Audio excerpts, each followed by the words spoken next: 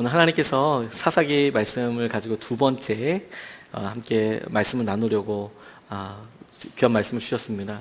하나님이 허락하신 것과 우리가 순종해서 얻을 수 있는 것에 차이가 있다는 것을 하나님께서 말씀을 보면서 깨닫게 해주셨습니다.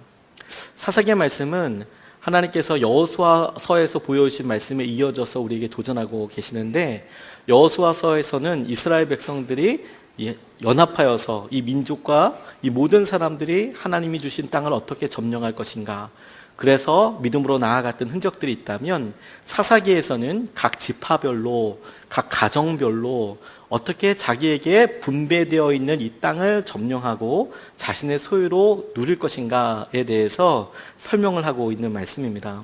우리에게도 하나님께서 예수 그리스도를 통해서 놀랍게 주신 은혜가 어떻게 하면 개인적으로 우리에게 경험이 되고, 어떻게 하면 우리 가정에 이것이 진리로 붙잡혀질 수 있을까, 이렇게 적용할 수 있는 굉장히 중요한 말씀이라고 생각이 듭니다.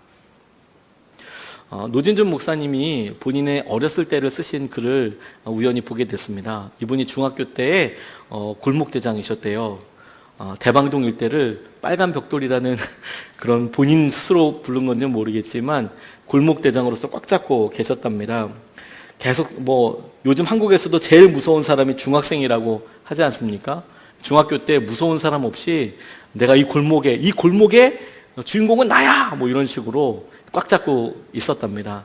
그러면서 이제 하시는 말이, 동생들과 같이 놀았대요. 중학생인 자기와 초등학교 다니는 동생들과 놀다 보니까 동생들 친구들 데리고 다니면서 자기가 대장을 먹었다는 거예요. 어렸을 때니까 그럴 수 있겠죠. 그 무게를 잡고 진짜 대장인 줄 알고 있었답니다. 그런데 어느 날 동생이 근처를 지나가던 다른 중학생한테 맞고 왔다는 거예요. 그래서 아니, 어느 누가 이 구역에서 내 동생을 때리나, 그래가지고 만났대요. 겁도 없이. 그래서 달려가서 그 녀석을 붙들고 너 뭐야? 그랬는데 갑자기 하늘을 날더래요, 그 사람이. 그다음에 자기는 나가 떨어지게 되고 한 방에 훅 나가 떨어졌답니다. 너무도 경황이었고, 순간적으로 자기는 이렇게 전문가와 싸운 것은 처음이었다고 그렇게 본인이 쓰셨더라고요. 다행히도 주위에 지나가던 어른들이 다 뜯어 말렸답니다. 뜯어 말리는 것을 확인하고 난 다음에 너 어떻게 될 거야? 그러면서 이제 놔! 이러면서 하긴 했지만, 그 다음부터는 그 골목에서 은퇴하게 되셨더라고. 내가 다시는 싸우면 안 되겠다라는 생각이 들었더라고. 주먹다짐으로서는 내가 이런 사람들과의 상대는 되지 않겠구나라는 것을 알게 되었노라고. 그러면서 끝 마무리에 이런 이야기를 하시더라고요. 죽기 살기로 아예 싸울 엄두도 내지 못했던, 이게 죽기 살기로 해보면 될 수도 있겠다는 생각이 드는 법인데, 근데 어떤 사람이든 아니면 어떤 사건이든 혹은 삶 자체든 그냥 너무 크고 강해 보이면 의욕을 잃고 무기력증에 빠지게 되더라. 그래서 싸울 때 제일 경계해야 할 것이 미리 겁을 먹는 것이더라. 이런 이야기를 붙여서 하시더라고요. 믿음을 사용하는 데 있어서도 똑같은 공식과 방법이 우리에게 도움을 주겠다는 생각을 하게 됐습니다. 믿음 생활을 하면서, 신앙 생활을 하면서 제일 경계해야 될 것들 중에 하나가 무엇이냐면, 지레짐작으로 두려워하거나 포기하는 것이죠. 이것은 되지 않는다, 이만큼은 안 될 거야 라고 생각하는 것이 가장 커다란 경계해야 될 것들 중에 하나라는 거예요. 자기가 어느 순간에 가지고 있는 이런 믿음의 한계들이 하나님께서 더 이상 일하실 수 없도록 만들게 되는 제일 중요한 요소가 되니까요. 왜냐하면 기도조차 하지 않게 되거든요. 이런 일들은 원래 감내하는 거야, 원래 삶은 다 이런 거야 라고 말씀을 하고 있습니다. 오늘 본문 말씀이 바로 그와 관련된 도전을 우리에게 하고 있다고 생각하게 됐어요. 오늘 말씀에서 우리가 주목하게 되는 한 족속이 있는데요, 그 족속을 통해서 하나님께서 우리에게 우리가 지금 있는 위치를 점검하라고 말씀하신다고 그렇게 저는 적용해 보게 됐습니다. 16절 17절 말씀을 보니까, 모세의 장인은 겐 족속인데 그의 자손이 유다 자손과 함께 종려나무 성읍인 여리고로부터 아랏 남쪽에 있는 유다 광야로 옮겨와서 유다 광야 백성 가운데 자리 잡고 살았다. 유다 지파 사람들이 그들의 동기인 시므온 지파 사람들과 함께 스밧에 사는 가나안 족속에게 쳐들어가서 그들을 무찌르고 그곳을 전멸시켰다. 그래서 그 성읍의 이름을 호르마라고 부른다. 이렇게 말씀하고 있는 장면입니다. 겐 족속이라고 나와 있는 이 족속을 설명할 때에 모세의 장인 이드로라고도 이야기하고 호밥이라고도 이야기하는 이 사람이 속해 있던 족속이었다라고 말하고 있어요. 잘 알다시피 이 모세의 장인은 그 당시에 굉장히 중요한 역할을 하고 있었던 사람이라고 생각이 듭니다. 그런데 이 겐 자손 사람들은 다른 민족들보다도 이스라엘 백성들 가운데 하나님께서 어떻게 일하셨는지, 어떤 놀라운 일을 하셨는지를 가장 잘 알고 있는 족속들 중에 하나였습니다. 모세가 모세의 장인을 아주 환대하였고, 모세의 장인 역시 다른 족속들과는 완전히 차별되게 이스라엘 진영에 들어왔다가 나가기도 하고, 하나님께서 이스라엘 진영에서 어떤 일들을 이루시는지를 보고 같이 경험을 했었거든요. 그가 돌아가서 겐 족속에게 이야기하고 이스라엘 백성들과 함께 길을 떠나게 되었던 것은 그냥 우연이 아니라 어떻게 하나님께서 일하시는지를 보고 알았기 때문이라고 생각이 됩니다. 그런데 이들이 머물고 있는 것이 어디냐라고 이야기하냐면 유다 광야라고 이렇게 이야기하고 있거든요. 그런데 그들이 거주하는 곳은 분명히 유다의 땅이 맞지만 그들이 가지고 있었던 삶의 방향은 전혀 다르게 이야기를 하고 있어요. 그것을 짐작할 수 있는 말씀이 17절 말씀입니다. 유다 지파 사람들이 그들의 동기인 시므온 지파 사람들과 함께 쳐들어갔다라는 장면이에요. 16절 말씀에는 모세의 장인의 겐 족속을 이야기하면서 17절에서는 유다 지파가 시므온 지파와 함께 쳐들어갔다라고 이야기를 하고 있어요. 굳이 12지파가 아닌 겐 족속을 소개할 때에 소개를 하였다면 느낌상으로는 시므온 지파와 겐 족속이 유다 지파와 함께 쳐들어갔다, 이렇게 이야기하는 것이 논리적으로 맞을 텐데, 겐 족속이 유다 광야인 유다 지파의 땅인 유다 광야에 살고 있었지만, 그런데 막상 전쟁을 일으킬 때 시므온 지파와 유다 지파가 싸웠다라는 것이죠. 저는 유독 이 말씀이 겐 족속들이 하나님의 일하심과 하나님께서 어떻게 이스라엘을 축복하셨는지를 잘 알고 있지만, 정작 그들이 싸워야 하고 자신의 땅을 전쟁을 통해서, 대가지불을 통해서 얻어야 될 때에는 실제로는 발을 담그지 않고 떨어져 버린 그런 사람이라고 생각하게 됐어요. 유다지파 사람들이 시므온 지파와 싸움을 할 때 참여하지 않았던 것을 세번역 성경이 주석을 달아서 이해할 때 이렇게 이야기하고 있어요. 유다 광야라고 표현되어 있는 곳을 70인역 사본 가운데 몇몇과 고대 라틴어 역에는 아말렉 백성 가운데 이렇게 옆에 거주하였다라고 소개하고 있다는 거예요. 유다 광야라고 나와 있는 곳을 조금 더 세분화해서 그 유다 광야에는 아말렉이 살고 있는데, 우리가 잘 알다시피 이스라엘의 대적인데 그 이스라엘의 대적인 아말렉 사람들이 살고 있는 곳에 겐 족속이 살고 있었다라는 그런 성경도 남아있다는 것이죠. 이건 경우에 따라서 이렇게도 해석할 수 있어요. 겐 족속이 모세의 장인의 족속이긴 했지만 그들이 이스라엘 백성들의 하나님께서 어떻게 일하셨는지를 잘 알고 있었지만, 그럼에도 불구하고 이스라엘 백성들이 대적이라고 생각하는 아말렉과 같이 살았다, 척을 쥐고 살았다, 혹은 전쟁을 불사할 만큼의 사이에 있었다라고도 해석할 수 있을 만큼의 말씀이 되는 것이죠. 우리가 믿음 생활을 할 때 하나님께서 우리가 얼마만큼 우리가 믿음의 간증을 가지고 있는 사람들을 알고 있느냐 가지고 우리를 평가하지는 않으실 거예요. 우리가 유다 땅에 살면서 하나님께서 약속으로 주신 그 땅에 우리가 거주해야 한다고 해서 우리에게 하나님의 은혜가, 하나님께서 그 지파에게 약속하신 것들이 같이 임한다라고 생각하면 오산이라는 거예요. 우리가 실제로 그 땅에서 하나님의 은혜와 약속을 위하여 대가지불을 하느냐? 겐 지파가 우리에게 보여주는 것이 바로 그와 같은 모습을 보여주고 있다는 겁니다. 우리가 은혜의 동산에 살고 있지만 여전히 우리가 아말렉, 이스라엘이 죄라고 부를 수 있을 만큼의 대적하고 싸우고 있는 그 지파와 오히려 더 가깝게 지낼 수 있다. 모세의 장인의 지파임에도 불구하고, 우리가 얼마나 오랜 기간 생활을, 신앙생활을 했음에도 불구하고 우리가 자연스럽게 십자가의 원수로도 살 수 있다라는 것이죠. 토마스 모어라는 분이 후회에 대해서 이야기할 때 이렇게 표현했어요. 천국을 바라보며 지옥을 느끼는 것이다. 후회란 천국이 저런 것인데 근데 내 삶은 지옥이야. 그게 후회라는 거예요. 우리가 마땅히 하나님께서 우리에게 주신 것을 앞에 두고 이것을 너희들이 직접 수고하여서 너희들이 직접 싸움을 해서 얻어라. 그냥 거저 주어지지 않는다. 왜? 이스라엘 백성들에게 주실 때에도 전쟁 없이 대가 없이 주면 얼마나 귀한지 얼마나 소중한지 모를 것이 분명하니까. 근데 그 지파 가운데 하나님께서는 그것을 조금 더 세부시켜서 너희 한 지파가 너희 가정이 너희 가족이 대가 없이 그냥 누리는 것만을 생각하지 말아라. 하나님이 주신 것이 그것보다 더 놀랍고 큰 것은 분명하지만 그럼에도 불구하고 우리의 수고와 우리가 전쟁을 통해서 얻게 되는 것은 굉장히 중요한 과정이라고 말씀하고 계시는 거예요. 겐 족속이 만약에 유다 지파와 함께 했다면 아마 그들에게도 분명히 땅이 주어졌을 거니까요. 이번 단기 선교 기간 동안에 고베 영광교회를 방문하게 됐습니다.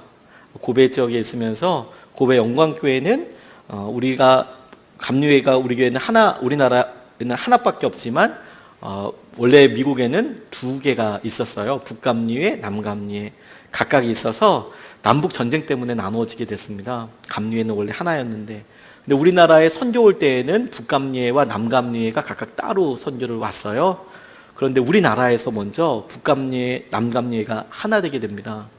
똑같은 감리회인데 왜 따로 있어야 되냐? 그런데 그게 굉장히 깊은 동력이 돼서 미국에 있는 감리회도 북감리회, 남감리회도 야, 우리가 선교했던 선교지에서 하나가 됐는데 우리가 둘인 것이 말이 되냐? 그래서 연합감리교회를 합쳐지게 되는 일이 조선 감리교회를 통해서 일어나게 됐거든요.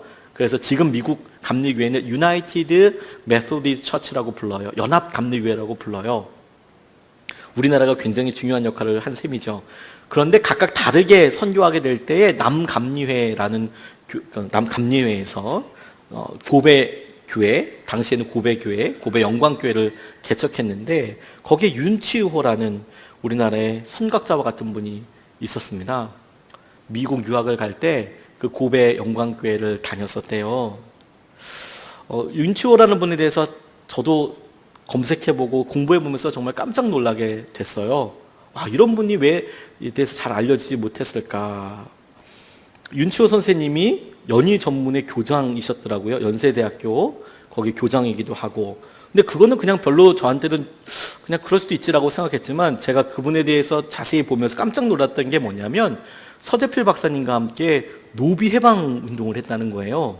노비 해방 운동. 우리나라에도 노비가 있었잖아요.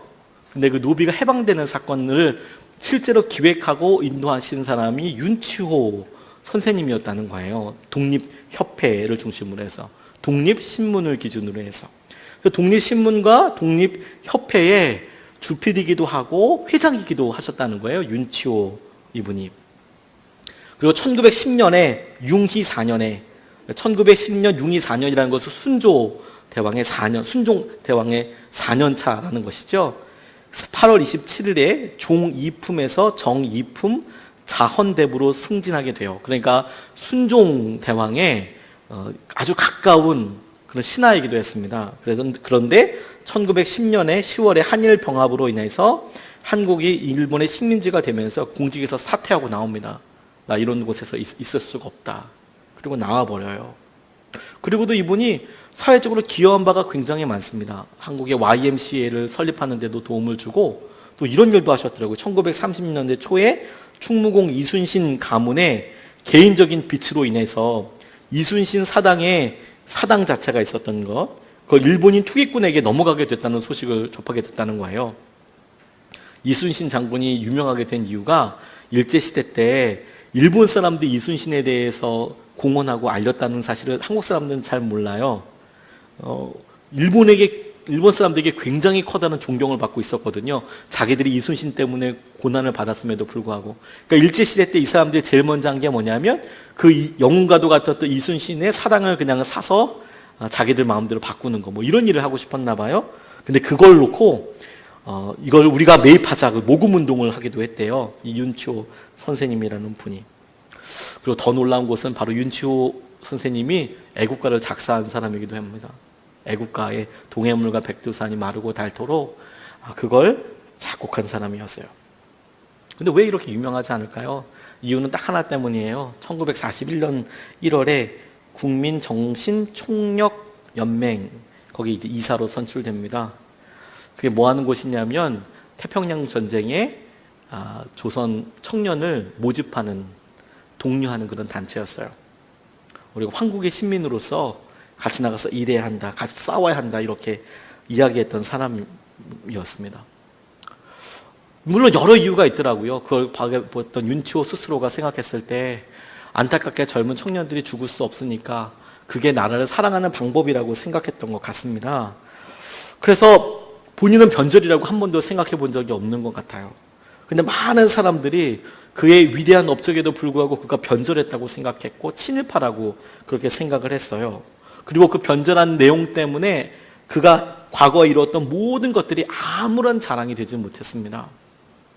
근데 그가 1945년에 해방을 맞았어요. 그리고 사람들한테 손가락질을 받기 시작했습니다.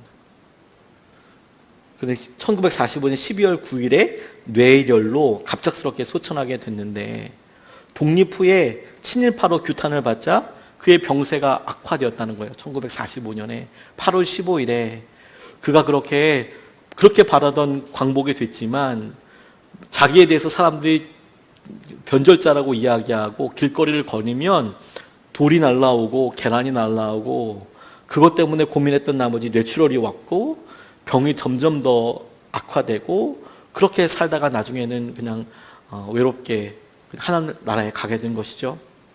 근데 제가 그 글을 읽으면서 흥미로웠던 것은 뭐냐면 본인은 정작 스스로를 변절자라고 생각하지 않았던 것 같아요. 여러 장면들을 통해서 그게 나라를 위해서 사는 길이라고 이야기했던 것 같아요. 그런데 사람들이 보기에는 그가 변절한 사람으로 보였거든요. 왜냐하면 다른 사람들이 나라를 선택하는 것으로 있었던 희생이 그에게 없었어요. 다른 사람들이 가정이 풍비박살이 나고 그들이 내가 믿는 신념, 내가 우리나라의 독립을 위해서 살아간다는 것에 대해서 고통받고 힘든 것에 대해서 그는 겪지 않았거든요. 그런데 그는 끝까지 나라를 위한 거라고 생각을 했어요. 본인 스스로. 그래서 아마도 그는 광복을 한 다음에 자기가 친일파로 그렇게 규탄받는 것에 대해서 이해를 못했던 것 같아요. 나도 나라를 위해서 최선을 다했는데. 그런데 안타까운 것은 뭐냐면 주위 사람들은 그 사람이 어떤 마음을 가지고 있었느냐 가지고 평가하지 않더라고요. 그가 어떤 희생을 치렀느냐, 어떤 대가를 지불했느냐, 그게 진짜이거든요. 마음은, 생각은 다 그렇게 갖고 있을 수 있죠. 근데 자기가 그것에 대해서 포기하고 내려놓지 않으면 그것은 실제로 검증되거나 실제로 그것은 믿음이라고 이야기할 수 없다는 거예요. 근데 우리는 항상 이렇게 생각합니다.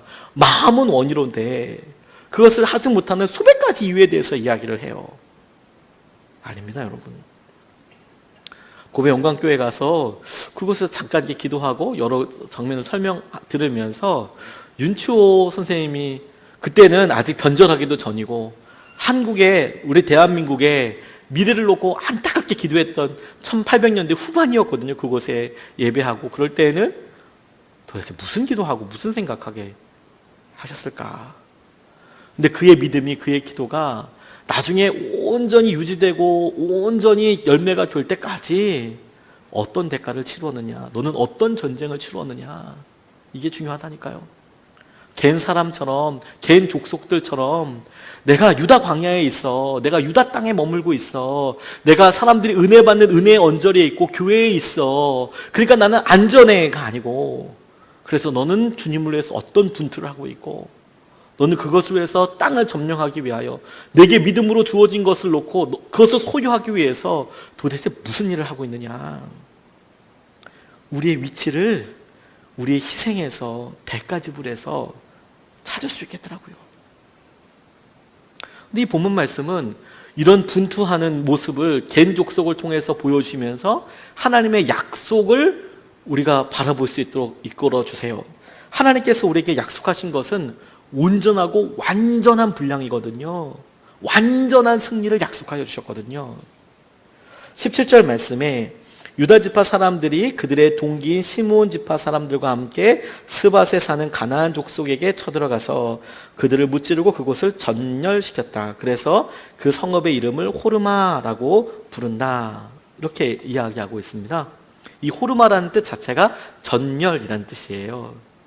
그런데 이 호르마 혹은 전멸이라는 뜻은 어떤 때 주로 같이 쓰이냐면 마치 여리고성처럼 그 성을 완전히 점령하게 되었을 때 아무것도 가져오지 마라, 다 묻어버려라, 그건 다 하나님께 드려진 것이다 라고 이야기할 때 주로 사용되는 표현이에요.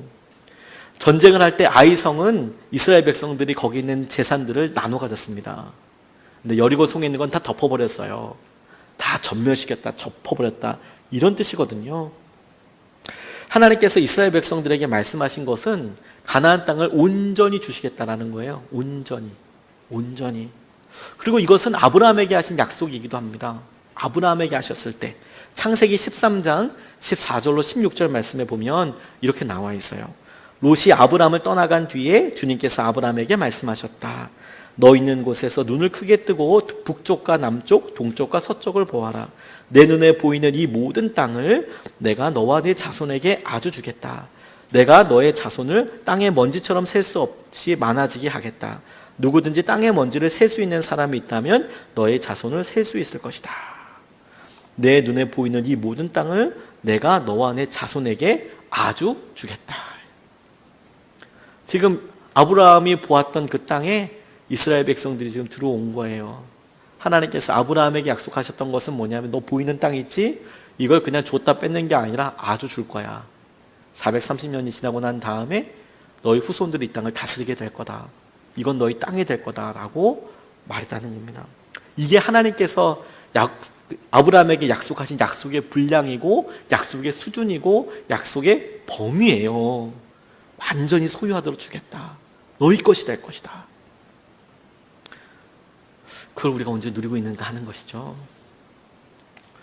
이번에 단기 선교 일정 이후에 하나님께서 참 귀한 일정을 제게 허락해 주셨어요. 원래 일정은 이랑 다 바뀌어서 선교사님들과 교제를 깊이 할 수 있는 시간이 있었는데 특별히 주일 설교를 섬겼던 치바 영광교회에서 한 집사님께서 기도 요청을 이렇게 하시더라고요. 제가 너무 그 기도 제목을 보면서 공감도 하고 마음이 너무 아팠습니다. 이분이 아들에 대해서 이렇게 기도 부탁을 하는 거예요. 아들이랑 통화를 하는데 자신이 지켜야 할 사람이 생겼다고 이야기하더래요. 그 말이 이제 아들이 같이 사는 자매가 생겼다는 거죠. 그런데 아마 우리나라 나이로는 한 20대 초반이 된 것 같아요. 23살, 일본 나이로는 21살 정도 되는 그런 나이였답니다. 근데 집안 살림이 어렵지가 않은 거예요. 집안 살림이. 일본에서도 빌딩 갖고 있는 사람들은, 일본에서 빌딩 갖고 있는 사람은 굉장히 큰 부자이거든요. 그러니까 집에 그렇게 빌딩이 있어요. 그럼 뭐 어떻게 얘기해야 되나? 그러니까 굉장히 부자겠죠. 자기 건물이 있으니까. 그래서 그냥 그 세를 받고 그냥 부모님들이 편안하게 살 수 있어요. 그런데 얘는 굳이 집을 기어 나갔다고 표현할 수밖에 없어요. 밤업소에서 일하면서 밤업소에서 일하는 여자랑 같이 동거 생활을 시작한 거예요. 이걸 뭐라고 설명을 해야 될지. 근데 이분이 막상 자기의 기도 제목을 나눌 때 이렇게 나누시더라고요. 자기가 젊었을 때 자식에게 모범이 되지 못했다. 자기가 죄가 많다. 이렇게 말씀을 하시더라고요. 내가 죄가 너무 많다. 부끄러운 모습을 너무 많이 보였다. 이번에 남편은 일본 분이시거든요. 나이 차이가 많이 나세요. 그런데 그렇게 결혼하고 이런 과정들 가운데 내가 죄라고 생각되는 일들이 많이 있다. 자신에게 죄가 있다. 그렇게 이야기를 하시면서 하나님, 근데 내 죄 때문에 내 아들이 저렇게 방황하고 힘들어하는 것을 나는 볼 수가 없습니다. 이렇게 안타깝게 이야기를 하시는 거예요. 그리고 아들의 방황하는 것을 이렇게 보니까 자신은 천국에 가는데 아들이 지옥에 갈 것을 생각하면 하나도 기쁘지 않다고 이렇게 이야기하더라고요. 하나도 기쁘지 않다고. 아들은 어찌됐건 간에 꼭 천국에 갔으면 좋겠다고.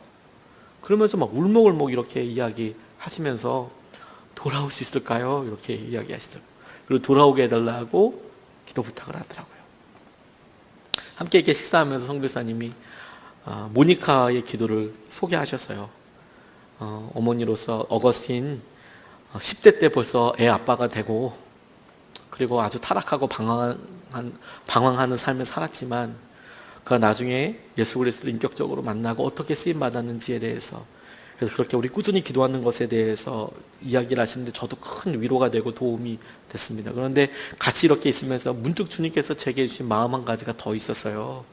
그래서 저도 한번 이렇게 이야기를 나누게 됐습니다. 제가 이렇게 도전했어요. 돌아올 것을 놓고 기도하지 말고 주님의 뜻대로 사용해 달라고 기도해 보시라고.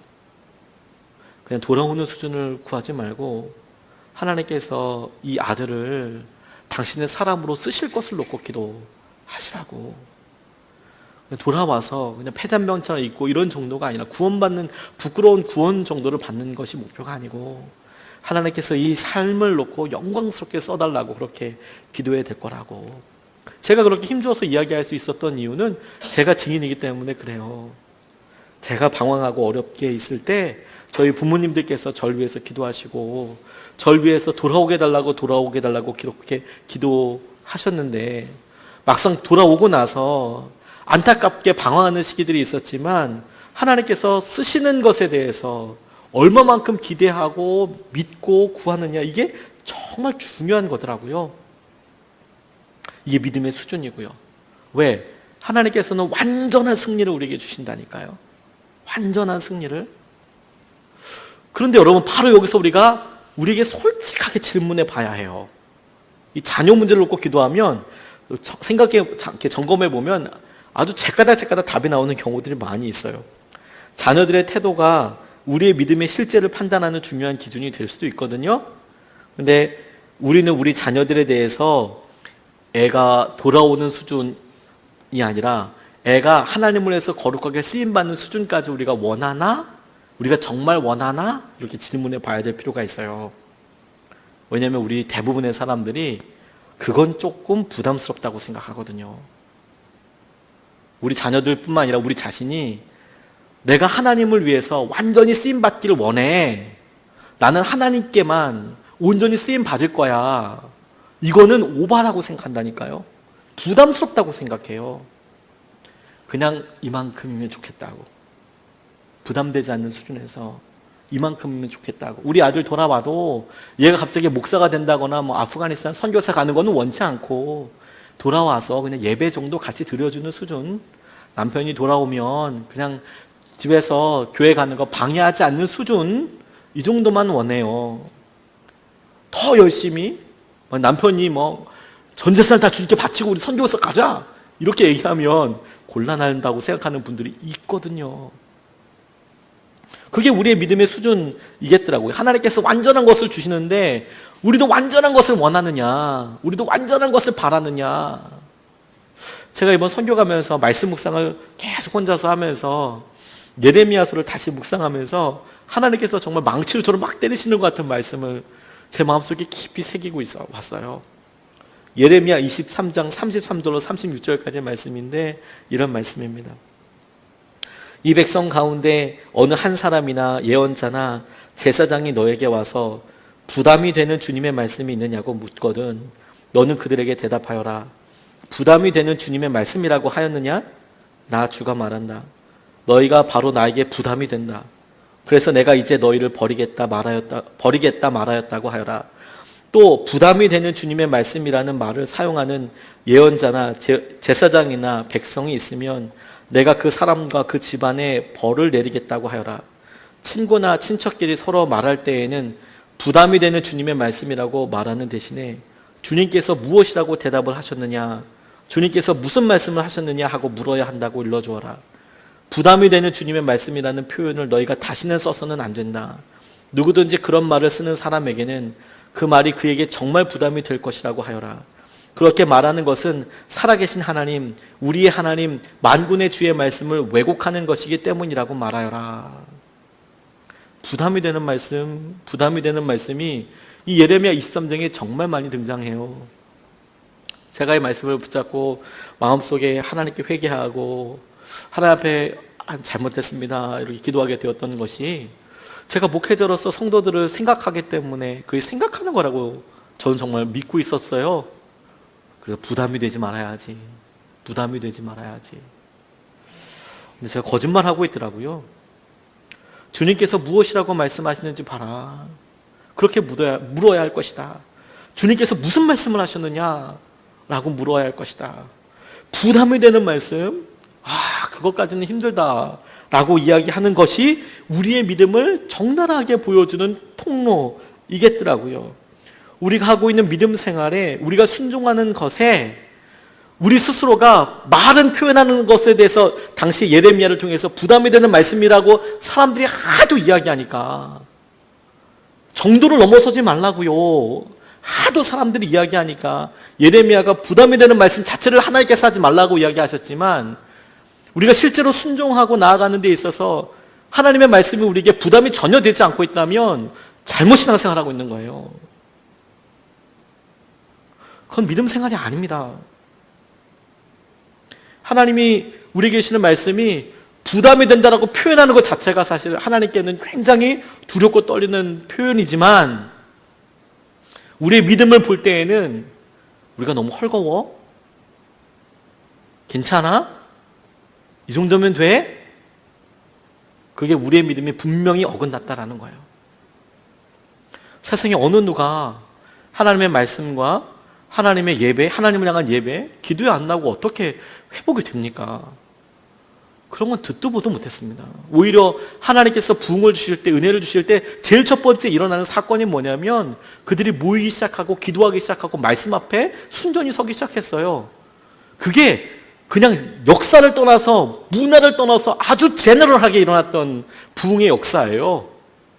방언이 터지고 이런 거는 그 다음에 어떤 있었기도 하고 없었기도 했지만 하나님의 말씀이 임하시고 따라가게 될 때 우리의 마음이 그 말씀에 순종하고 평소 땐 도저히 할 수 없을 것 같았던 순종들을 하게 하시거든요.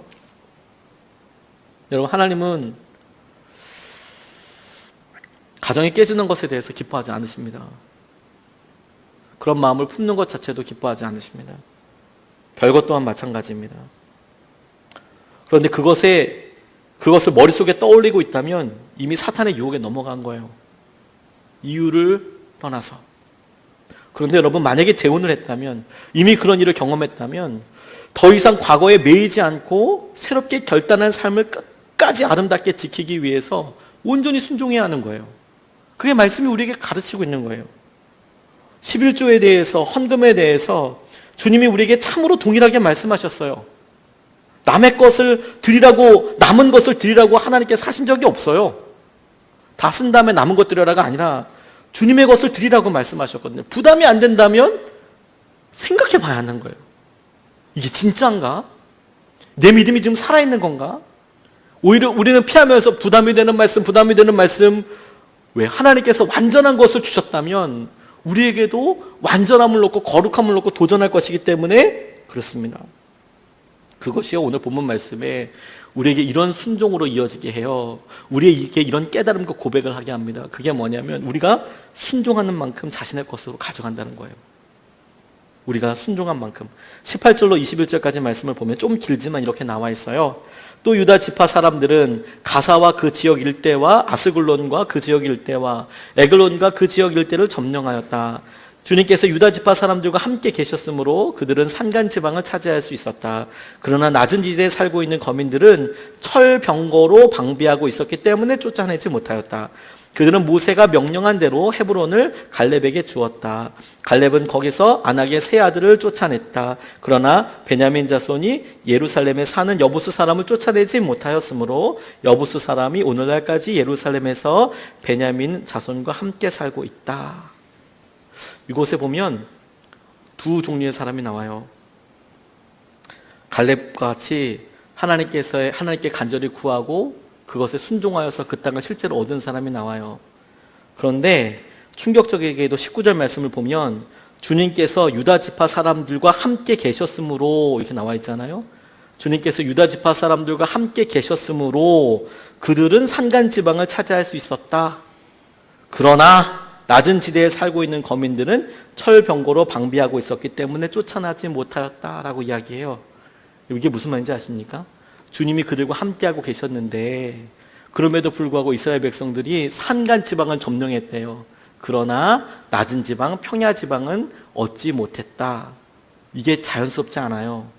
왜냐하면 주님이 함께 하셨는데 그들은 산간 지방은 점령했지만 평야지대는 점령하지 못했다라는 말이거든요. 이게 왜 말이 안 되는지 아십니까? 주님이 함께 하셨다면서요. 주님은 분명히 함께 하셨다면서요. 근데 왜 그들은 평야지방을 얻지 못했던 걸까요? 하나님께서 힘이 없으셔서? 하나님께서는 분명히 그 지역을 다 주신다고 하셨잖아요. 근데 주님이 분명히 함께 하셨대요. 그런데 그들은 산간지방은 점령했는데 평야지역은 낮은 지대는 점령하지 못했대요. 그들의 순종의 한계가 명확하게 보여요, 여러분. 철병거로 방비하고 있어서 쫓아내지 못했답니다. 그게 그들의 별명이었어요. 우리가 믿음으로 어떤 일을 이야기할 때 그것이 할 수 있다, 할 수 없다라고 이야기할 때 우리가 명심해야 될 것은 뭐냐면 그것은 그 일에 대해 어떤 일을 판단하고 결정하는 것이 아니라 하나님에 대해서 우리가 믿음으로 고백하는 거예요. 하나님께서는 그 일을 하실 수 없다라고요. 하나님은 산간지방은 점령하게 하실 수 있지만 낮은 지역의 철병거는 절대로 이기게 하실 수 없어. 하나님 그건 안 돼. 이렇게 우리 스스로 고백하고 있는 꼴이라니까요. 하나님께서 나는 돌이켜 올 수 있지만 우리 남편과 우리 아내나 우리 자녀들은 절대 돌이킬 수 없어. 나는 돌아왔지만 그건 안 돼. 그게 우리의 믿음의 한계를 보여주는 거라니까요. 하나님에 대해서 그렇게 이야기하고 있는 거예요. 우리의 순종이 그렇게 나타내고 있는 거예요. 덴마크의 철학자 키에르케고르가 교인을 거위에 비유해 풍자한 말이 있습니다. 교인을 거위의 풍자에서 이렇게 얘기해요. 거위들이 뒤뚱뒤뚱 걸어서 교회로 향한다. 앞에 있는 목사 거위가 우리도 하늘을 날 수 있습니다 라고 외치자 교인 거위들이 큰 소리로 아멘을 하고 환호를 보낸다. 다 함께 우리는 하늘을 날 수 있다 라고 힘차게 찬양을 한다. 그리고는 다시 뒤뚱거리며 교회를 떠난다. 날아서 떠나는 게 아니라 다시 뒤뚱뒤뚱 하면서 우리는 하늘을 날 수 있다 뒤뚱뒤뚱 간다는 거예요. 우리가 믿음을 믿음으로 쓰지 않아요. 우리가 그렇게 말하는 것은 하나님에 대한 우리의 믿음을 표현하는 거예요, 여러분. 우리가 누려야 할 분량을 생각하면서 오늘 우리에게 하시는 도전을 우리가 붙잡아야 됩니다. 우리에게 주신 것을 너는 얼마만큼 하나님을 신뢰하고 그것이 얼마만큼 하나님께 생하시는 것을 너희가 취할 것이라고 생각을 하느냐. 대가 지불 없이 그냥 내가 싸움 없이 전쟁 없이 홀롱 호로롱 이렇게 먹고 하고 그렇게 주실 수 있죠, 분명히 여러분.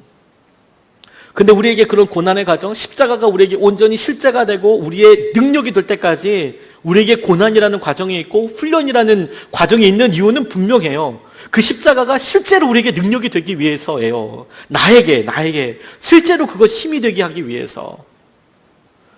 그 과정이 없으면 그걸 사용하지 못하거든요. 어려울 때 그것을 붙잡을 수 없거든요. 그러니까 하나님께서 우리에게 그것을 이끌어 가시는 거예요. 언제 우리에게 그렇게까지 순종할 수 있는 기회가 있을까? 고난의 때에 순종할 수 있어요. 쉽을 때는 아무 순종도 하지 않습니다. 어렵다면 더더욱 놀라운 순종을 받을 수 있어요. 일제시대와 같은 시기에 살고 있지 않으니까 다행이라고만 생각할 것이 아니라 그때에만 받으셨던 고백이 있더라니까요. 그때에만 순종이 있더라니까요. 그때에만 회개를 통해서 자기 전 재산을 자기가 속였기 때문에 자기가 나쁘기 때문에 사람들에게 나눠주고 하는 믿음의 결단들이 있었더라니까요. 그때에는 나라와 민족을 위해서 교회를 위해서 자신의 것이 하나도 아깝지 않다라고 이야기하는 사람들이 그때에는 믿음의 고백으로 있었다니까요. 근데 그때가 사람을 귀하게 만드는 것뿐만 아니라 그것이 우리에게도 동일하게 적용돼서 하나님이 이 시기에만 우리에게 고백하게 하시고 우리를 이끌어주시는 은혜를 누리게 하실 수 있지 않겠습니까? 다니엘서를 보면 엄청난 믿음의 사람이 나오죠. 다니엘이 나오고 다니엘의 세 친구가 나옵니다. 그들이 느부갓네살 왕 앞에서 어마무시한 일을 한 걸 보면 놀랍죠. 와, 이 믿음이 진짜 놀랍다 이런 생각을 해요. 그리하냐 실제라도 풀무불에 들어가고 와, 어떻게 그런 일들이 있을까? 놀랍지 않습니까? 그런데 다니엘서가 우리에게 주는 진짜 교훈은 무엇이냐면 그 4명의 친구들의 위대함이 아니에요. 그 믿음의 위대함이 아니에요. 하나님의 약속의 신실함입니다. 하나님은 사람을 지키시더라. 믿음 가운데 살려고 하는 사람들 포기하지 않으시더라. 풀무불에 같이 뛰어 들어가서라도 잡으시더라.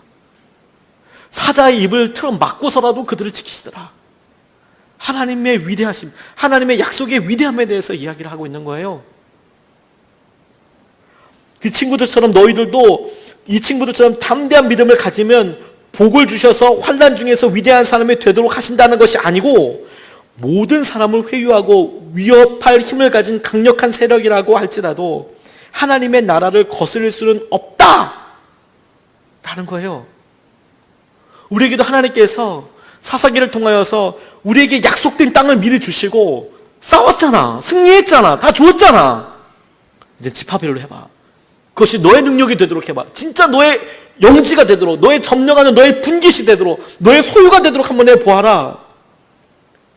근데 이스라엘 백성들에게 그것이 아브라함에게 주신 약속의 성취는 분명히 되었지만 각 지파별로, 족속별로, 가정별로, 개인별로 그것을 향해서 분연히 나아가지 못하면 그것이 자기 땅이 아니라 여전히 이방 사람들과 같이 살고 여전히 내 것 아닌 것처럼 그것 때문에 내가 고통을 당하고 어려움을 당하는 일을 겪으면서도 당연하다게 살고 살아가요.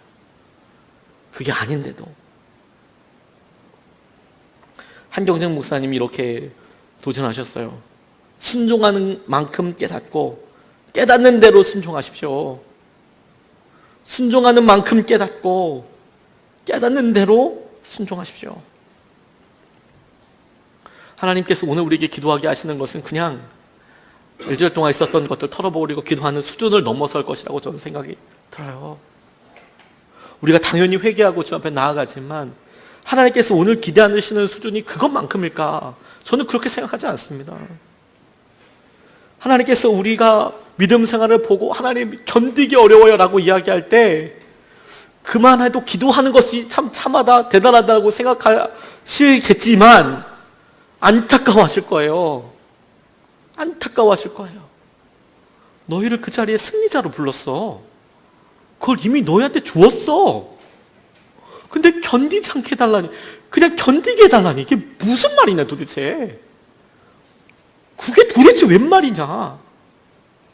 니들 건데 그걸 이미 다 주었고 보여주었고 전쟁을 통해서 승리한 것도 보여주었고 우리 삶에 예수 그리스도를 통하여서 이루어진 것을 보여주었고 부활을 통하여서 우리에게 만지게 해주었고 많은 믿음의 선배들을 통하여서 믿음이 어떻게 승리하는지 알게 해주었고 우리 교회를 통하여서 하나님께서 여러 개에서 보여주셨고 그럼에도 불구하고 견디게 해달라니 무슨 말이냐. 넉넉히 승리를 놓고 하나님께서 처음 주신 약속을 놓고 온전한 승리를 위해서 구해야 되지 않겠냐. 온전하게 하나님께서 주신 것을 나의 소유로, 나의 분깃으로, 나의 지파로, 나의 땅으로 만들기 위해서 분연히 일어나 전쟁에 분투해야 되지 않겠느냐. 하나님께서 우리에게 그렇게 도전하신다고 생각하게 됐어요. 주님께서 허락하신 것을 믿음으로 취하는 저와 여러분 되시기를 진심으로 축복합니다. 이미 우리에게 주셨습니다. 이미 우리에게 주셨습니다. 우리가 찬양하고 기도하고 싶습니다.